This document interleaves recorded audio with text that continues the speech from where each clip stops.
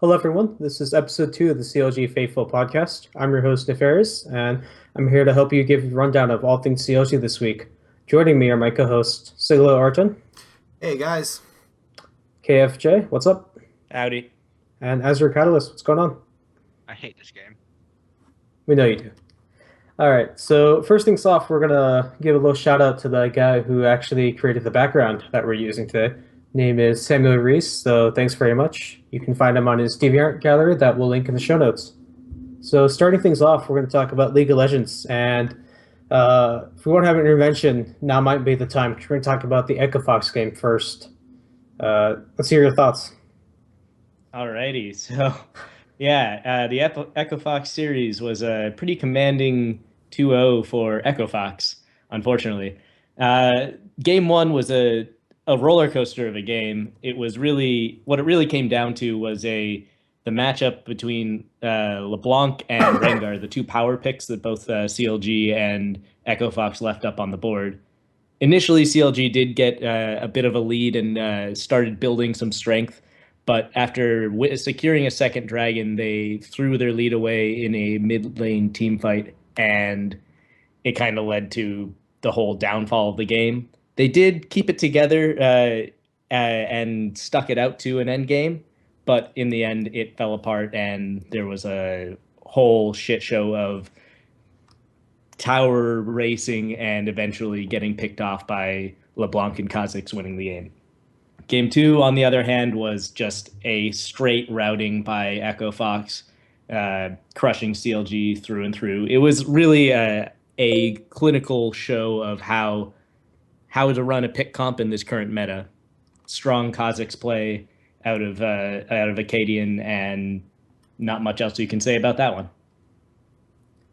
Yeah, so any closing points about that? Other than that, you mentioned they have a pick point, but anything but pick and ban, right? Rengar and LeBlanc were the two things that were left up, and so we did get to see Huhi on Jace, and he had some initial success on that until the team started to fall apart. He was the probably highlight player out of that game for CLG, and outside of that, really, I'm looking at the scoreboard, and it doesn't look so spicy for CLG at all. If you're keen on watching either of those games, I'd say take a look at game one if you want to see CLG showing that they know how to team fight. They know how to team fight, at least in the late game. Though if you want to see a strong showing out of Echo Fox and how pick games work, check out game two. also Looper just doing Singed things on Singed. Now, who would have thought? Oh yeah, there was a Singed pick. Yeah, who would have thought that the guy with the skin named after him would actually be good on that champion? Right. So moving on to what many people wrote off as a loss was the CLG versus Phoenix One game, which surprisingly enough we won 2-1. So starting off, we had game one, and that we had a game in which we had a lot of good initial plays early on, and we forced a lot of summoners to be blown. From that, we rotated around the map, and we picked up the Drakes and got some early towers. Now, fortunately, Phoenix One did manage to take a sneaky Baron around the 24-minute mark, and from there, they were able to claw back the gold lead and really make a foothold back into the game. But thankfully enough, CLG was able to close it out, and eventually, we are able to win the game. Now, right before that, around the 34-minute mark, we did do our best dig impression, and we did throw at Baron. But ultimately enough, we managed to take Phoenix One when they did their dig impression.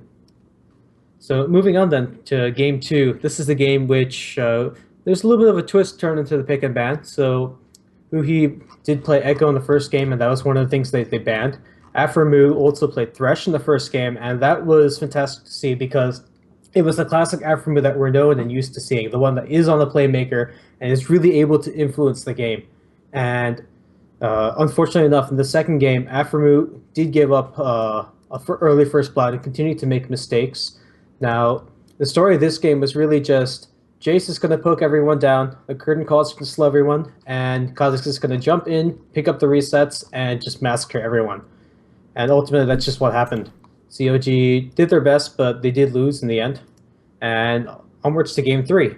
So from game three, this is where things got a little bit of interesting, right? Where we actually put Darshan onto Gangplank. And, you know, it's interesting, right? Because it's not Darshan's meta. We know this, but Gangplank is a champion that he has played before, and we know he can carry on, and he ultimately came through. He had some very good ultimates with the uh, Gangplank, and there was one in particular point of the game at which you're starting to fear for CLG, but then we won a 3v5 that really shouldn't have happened at Baron, and somehow we managed to come back from that game. Yeah, it was a really interesting series, pick and ban wise. CLG, they've struggled a lot with Kha'Zix recently, and they let Inori take it all 3 games. Though one thing I noticed, I've been a bit of a doubter of Afro and Darshan this in their performances this season. Though this series, other than it being a little bit of a sketchy series as a whole, I saw incredible plays out of Afro on Thresh, and then Darshan being a freaking monster on Gangplank. Like he doesn't get to play a carry character every game in this meta, and I guess he can show that when he does it, he'll make something serious happen. Well, yeah, that was a pretty interesting series. I'm not gonna say it was the greatest of games. If you really want to watch this game, I would recommend like watching this game. If you really watch a game for League at least, this was a very good game for CLG, playing well from behind and capitalizing on opponent mistakes. But if you're like your heart condition is not so good, I'd recommend having like a nurse nearby. Make sure that you're well prepared for a medical emergency, because that's definitely an issue for this I mean, game. after years of being a CLG fan, if you're not prepared for heart attacks, I don't know what you're doing. Yeah, so but this is like a very reminiscent of a CLG 2014, like the vintage, where it's like they're pretty good, but sometimes they lose to like the not so good teams, and they beat the really good teams, and it's just a roller coaster ride of emotions. So I think I'm going to jump off that note and then move on to CS:GO. For this week, we actually had a bunch of stuff for CS:GO Red and CS:GO Blue, so I'm going to jump in and talk with Artren and just say, what do you guys feel about CS:GO Red and their match versus Insolent? It was great. I mean, at least to start. They played on Dust too. It was rough to begin, but they ended up bringing it up to a 7-8 by half. So they 7-8's split the great, game. right? Yeah. Unfortunately, in pistol round of round two, they did not expect Insolent to bring a kit, and when it was 1-on-1, Insolent started defusing the bomb. They waited 4 seconds to come back out and kind of try and get the pick. Unfortunately, the bomb had already defused by then. They lost. That is unfortunate. And then from Well, that point onwards, it was basically Insolent steamrolling off a pistol round win and bringing it 9-16. already. I heard that Miss Harper is also doing some LAN, like 1v1s at the LAN ETS in Montreal over the weekend. Do you know how well she did? Yeah, she actually did amazing. These are just people kind of jumping in. There was also a lot of guest stars that popped in and played well. And she ended up going 88-5. So, I Oh mean, wow. on a one-on-one map, watching it was pretty cool, I gotta say. Yep. Well, moving on from the CLG ladies, we're going to be moving on to CLG Blue, where they played against Selfless in ESL Pro League. There was a match discussion on the CLG subreddit, as well as I don't think there was any from the CS:GO subreddit, but we played on Mirage and we played against Winter Fox on Cash. So, Jim, would you like to take it away on that stuff, or?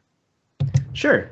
Yeah, it ended up being a 1-1 series, but Mirage was an interesting match. CLG brought it back from an initial 6-2 deficit to come ahead at an 8-7 half.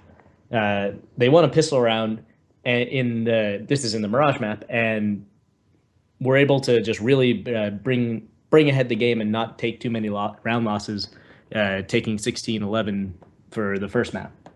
Oh Cobble on wow. the other end's a different story. Cobble. How bad was the Cobble showing? Do you know? I was actually not in town, or I was at work doing that for that session. So can you guys explain to me what happened? I was pretty out of it. Yeah, go ahead, Arjun. Yeah, it was a real poor showing. They had a couple of moments where they're like, oh, are they going to turn it around? Especially when FNS was under window. The bunch of them, 3 guys came barreling out of window, and he just happened to flick over, find one. The next 2 just lined right up, and he just mowed them down. Fortunately, that's really the only highlight from the game because they ended up losing that map 16-7. All right. I think that's kind of a shift over back to the old days of FNS leading the team. I remember in the previous lineups prior to FNS coming back, CLG had been pretty dominant on Cobble, but that's kind of past for now. But we'll see how it goes. All right, yeah. Well, I think CLG.Blue versus Winterbox was actually a pretty good series if you're not so into the, I don't know, just like it's a pretty interesting series as a whole. I think like I remember watching it. It was a really close game. CLG just if you were like on watching during the final moments, it was a 15-14 map on cash, and CLG had just lost the last 2 rounds.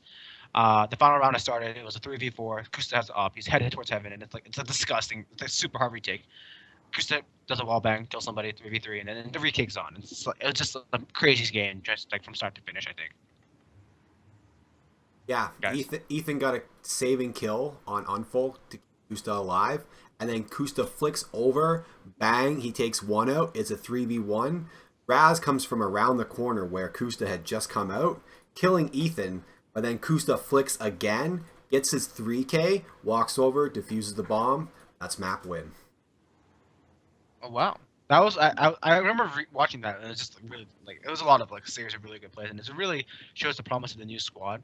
I think like as a lot of people are like afraid of the new squad, they're like saying, oh, they want to wish they had their own team, but I think like the new squad's shaping up pretty well with the in-game leader, and like in this next map, you really see how much they've improved because CLG pretty much dominated Wonderbox 16-5 round 2. It's just a bunch of stuff. They just pretty much went off and did their thing and just played it pretty methodically and won the game. That's one thing I can recall, that FNS knows how to call on Mirage pretty well. I remember back in the days of Tarek's stream, you could catch some of their match plays, and FNS had so much to say during mid-round and their setups that it looked like he just had that map on lock. Yeah. Well, my final. I mean, one thing when I first started watching the CS:GO boys play was I got a FNS sticker from like Cologne 20, like that, and I saw one round, well, multiple rounds where FNS with the Deeg just won Deeging like mad, and that was essentially a couple of the rounds to really get CLG going on Mirage. Was basically just, why are these guys buying pistols or buying guns? Because pistols are winning the rounds for. Yeah, that's a really good memory. I think like a final thought for CS:GO. This may not be as like a top beater team, but this is a very good starting point for the team, and we can look forward to their progress in the future. I think having a actual in-game leader is a very good idea, and I think that as the weeks come on, we can probably move on to like we can just keep watching their stuff and see how they improve. Moving on to Super Smash, there's Smash 4. There's a ton of stuff that's happening on Smash and Smash Melee and Smash 4. So would you like to take us away? Absolutely. Yeah, so we'll start with Smash doubles. It was at Midwest Mayhem Saga. Void teamed up with Komo Rikiri. Sorry if I pronounced your name wrong, man. That's a lot of Rikiri in the end there. For the doubles, they won the entire thing handedly. They only lost a couple of sets at a time. They never dropped out of winners. In the grand finals, they ended up beating Elegant Arvark 3-1. So that was crazy. Oh wow. Yeah. And then Boyd was also playing in quite a lot of Smash singles right now. On Monday, he played at Esports Arena's Mega Smash Monday. He didn't lose until the winner's semifinal against K9S Bruce. That bumped him into the losers bracket. He went to the losers final, in which he eventually met K9S Bruce yet again and 3-2'd him. That brought him into the winners bracket finals, where he lost to Tyrant 2-3, giving him second place overall in Smash Monday. There's a crazy moment that we'll hopefully link in the video description here of him doing a super bad manner dunk against Ghost, We got the winning stock doing a down air on Ghost's Fox under the map stage, killing them both and basically solidifying the win since he had 2 stocks left. Well, I think if you also want to talk about how his performances, and on Wednesday he went to the Wednesday night fight and he was doing an amazing job there. He came off an illness and played off, as I think was his tag was CLG asleep, and he just went all the way to the grand finals by the winners bracket, right? Oh. Yeah, he lost the first set to Zenu 3-0, but because Zenu was from the losers bracket, he had to win against Void twice. Second time playing, boom, Void steps it up, shows him what's what. Yeah, so the final thing of this week, he went to the Midwest Mayhem Saga. He took his first loss in the winners quarters final, which is actually a pretty deep run so far, but against T1 Tweak, Phoenix 1, as we played against them in LOL. He came down to 1 stock, high percentage, but Cloud got a great up B and won it. So after him getting knocked out of the quarters bracket, I think he went into the losers matches, and can you take us away there? Yeah, he took it all the way to the top 8, where he faced off against Ned. A lot of people were a little skeptical about Ned because they weren't really sure how he was going to be playing and if he was really a top 8 worthy. Unfortunately, he did lose to Ned. Ned was playing as Cloud, and in the finals of this event, Midwest Mayhem Saga, it was 3 Clouds and a Fox. A Diddy Kong. So the Clouds were definitely kicking some butt. He 3-0'd Void, but it was a great showing by Void that day. Yeah, so this has been a pretty good week for Void and just for CLG as a whole. As we go on into the Smash doubles, melee doubles, since SFAT is partnering up without PU this time, he's actually with this kid Boogie, and he won the entire bracket. He didn't lose a single match, only lost a couple rounds. And I think in the finals, they played against Reno and Cactuar. Can you tell us how that went? Yeah, it went 3-0. They absolutely dominated the grand finals match. And unfortunately, these matches weren't streamed, so we got no highlights from them. But you know what? I think we'll move on to singles. Singles was actually another domination. He went like 15-2. His only rounds losses were against this kid Boogie, his partner, and Azusa. He beat this kid Boogie later in the tournament, once in the winners final, but then again in the grand finals. And it was a great thing for him. Once again, it was unstreamed, so there weren't any highlights. For the Smash, final thoughts from mine at least. It was a pretty good like week for us in Smash. We got a lot of tournament wins. We got a lot of like stuff done. And do you have any ideas of what they're going to be next week or whatnot? Yeah, so Smash was amazing. Next weekend is going to be East 7. That's happening in Sweden. And SFAT's going to be up there. He's going to be staying at Armada's house. He's going to be partnering up with someone else. It's not going to be PewFat, unfortunately. I'm not sure why Pew wasn't able to go, but maybe he didn't get voted in or something like that. I'm not sure. But yeah, SFAT's going there, and he is definitely a strong favorite to get in. Either win it or be like a really good top 8. Hey, there's also one of our favorite rivalries in that series, right? Oh yes, that is going to be TSM Leffen being there. So hopefully we'll get to see some really good TSM CLG fights. I haven't seen the bracket yet for it. I don't think it's been released. But oh man, if there's a good TSM CLG rivalry, hopefully you guys tune in. Yeah, I remember SFAT and Leffen had a money match at the Salty Sweet a while back, and it was amazing to watch the trash talk going on during that. It was.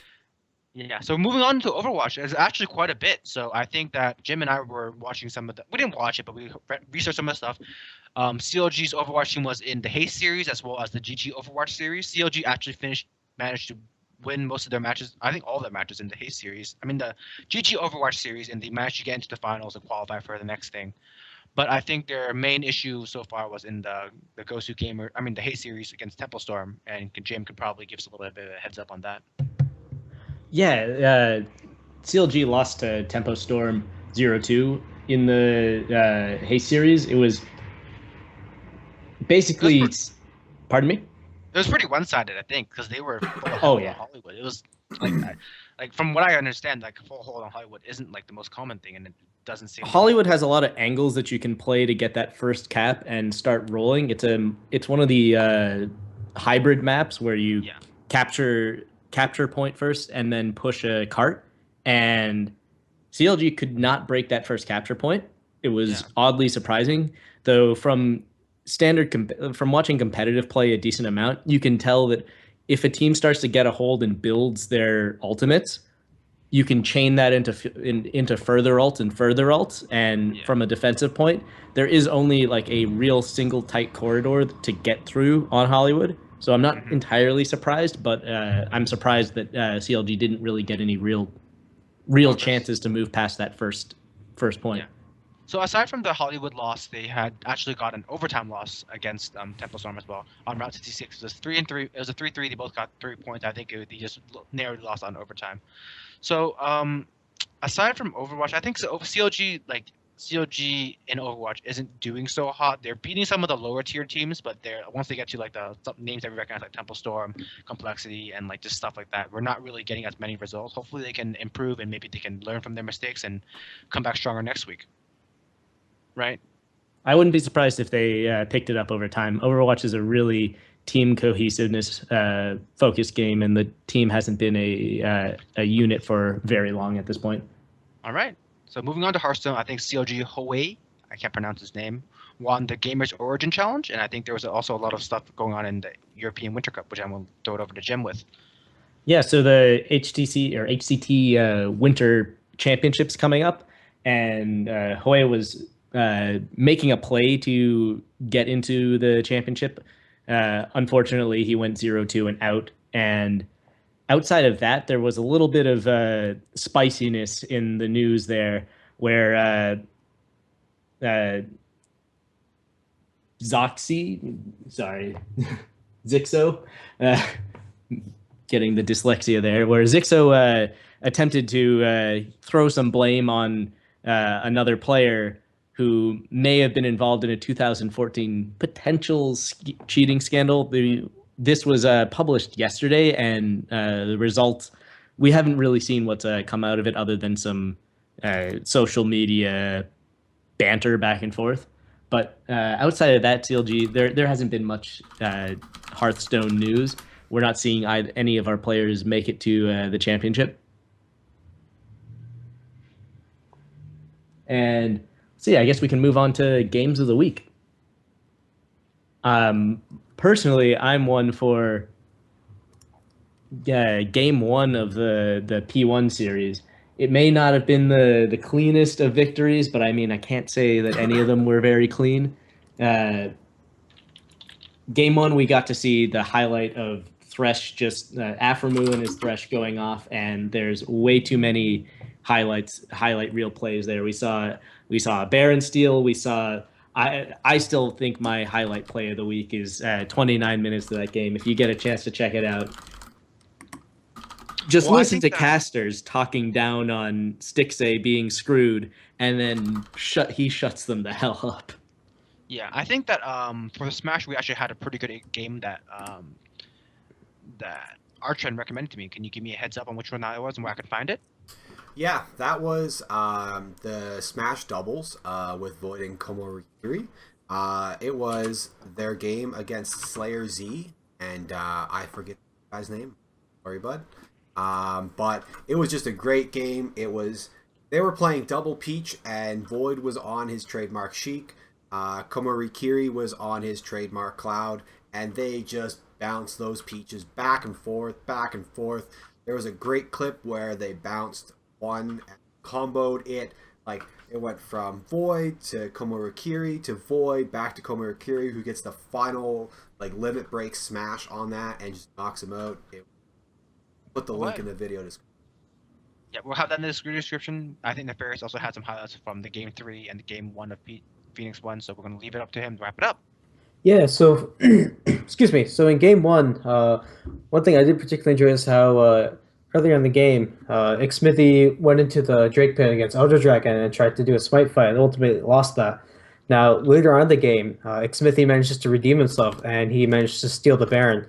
Now, how this happens entirely, I'm not really sure, because he flashes into the pit when the Baron has 4,000 hit points, and yet somehow manages to stay alive, and they walk away with the Baron.